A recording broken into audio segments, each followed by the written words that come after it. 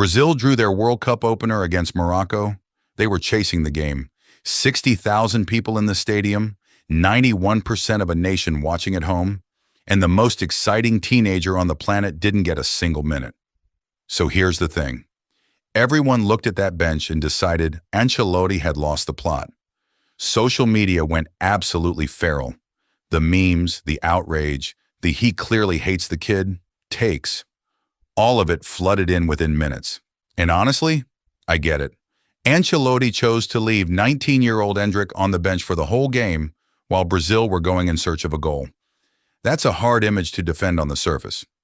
But here's what I want to walk you through today, because I think almost everyone is reading this situation completely backwards. When one of the most decorated managers in football history keeps benching his most electric young player at a World Cup, on purpose, that's not a mistake. That's a plan. And the psychology behind it is a lot smarter than the outrage suggests. I'm going to break down 3 layers of this decision, and the last one is the piece almost nobody is talking about. It might actually be the most important thing Ancelotti has done this entire tournament. Stick around for that one. But first, let's talk about the weapon.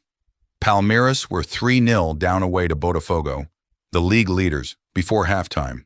Then Endrick came on, called for the ball, and bagged a brace to inspire a 4-3 comeback, a victory that ultimately propelled Palmeiras to the league title. That's who this kid is. He scored for Brazil in a 1-0 win over England at Wembley in March 2024, then found the net again in an entertaining 3-3 draw against Spain in Madrid. The following window, he bagged a last-gasp winner to give Brazil a 3-2 victory against Mexico. Clutch moments, big stages, every single time.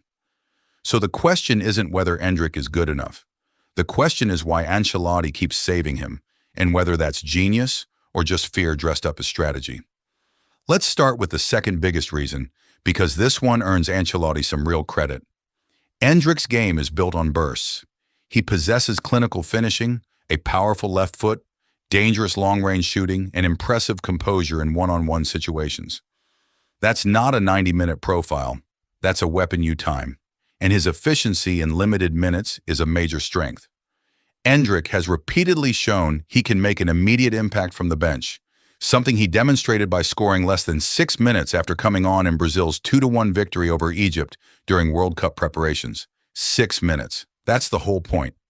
When a game is stretched, when legs are gone and concentration is slipping, that's when a player like Endrick doesn't just contribute, he changes everything. Starting him spends that energy in the first 20 minutes against a fresh defense. Saving him turns it into a knockout punch when the game is most vulnerable. Ancelotti has been managing players long enough to know the difference between a weapon you use early and a weapon you hold until the moment it ends the fight. Now here's what makes this more than just a tactical choice. Think about what it actually means to hand a 19-year-old a World Cup starting shirt with an entire nation's expectations stapled to it. Endrick became the youngest male player to secure a senior Brazil call-up since Ronaldo in 1994. The weight that comes with that comparison alone is enormous, and Ancelotti has been around long enough to know that how you manage a young player's confidence in their first major tournament often determines whether they become a superstar or a cautionary tale. Controlled minutes aren't a punishment, they're a shield. They let him contribute without carrying the psychological burden of an outcome that belongs to the whole squad. Despite the outside noise, Ancelotti has remained steadfast in his management of the youngster's development.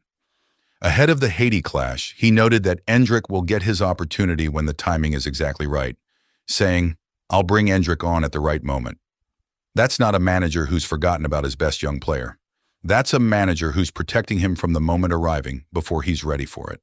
And look, Ancelotti himself explained the distinction clearly. Matheus Cunha is more of a team player. He has more characteristics of an attacking midfielder. Igor Thiago has other qualities. He is a strong player in duels and very aggressive in recovering the ball. Endrick is neither one nor the other. He is something different. For me personally, he is an extraordinary talent. Something different. That's not a coach who doesn't rate the kid. That's a coach who rates him so highly he refuses to waste him in the wrong context. All right, before I get to the third layer, which is the one that genuinely surprised me when I dug into it, drop a comment below. Do you think Ancelotti is a genius for this, or is he just making excuses? I genuinely want to know where you're at, because this is one of those debates where both sides have a real argument. And if you've been watching the World Cup and you want more breakdowns like this, subscribing takes 2 seconds, and it means you don't miss what's coming next. Now, the third layer, the one almost nobody noticed. Endrick said he is at peace with the limited playing time he is getting at this World Cup, knowing coach Carlo Ancelotti is doing what's best for the team. And look, players say that kind of thing all the time. It's usually PR. But then you hear what he actually said, and it's different. He said, he's a great coach, he's got a good head on his shoulders. I thank God that he's here, because he's a great coach. He's not going to do what's best for Endrick. He's not going to do what's best for the fans. He's going to do what's best for the team. He knows very well how I can help the team. That's not a press conference answer. That's a kid who genuinely believes in the plan. And that matters more than people realize, because a benched superstar who feels disrespected poisons a dressing room.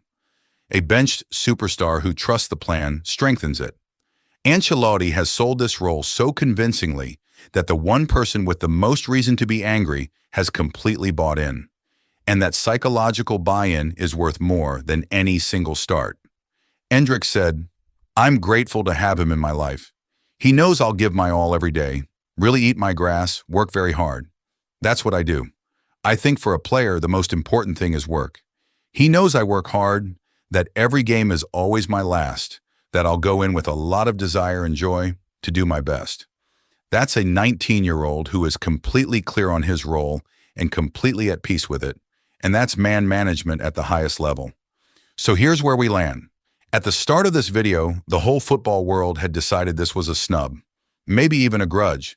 But when you actually pull it apart, the timing of his impact, the protection of his confidence, and the fact that Endrick himself is the calmest person in the entire conversation, it stops looking like a grudge and starts looking like a long game. Ancelotti is holding a weapon that opponents can't game plan for, protecting a fragile young mind from a moment that could crush it, and keeping his squad unified behind one plan.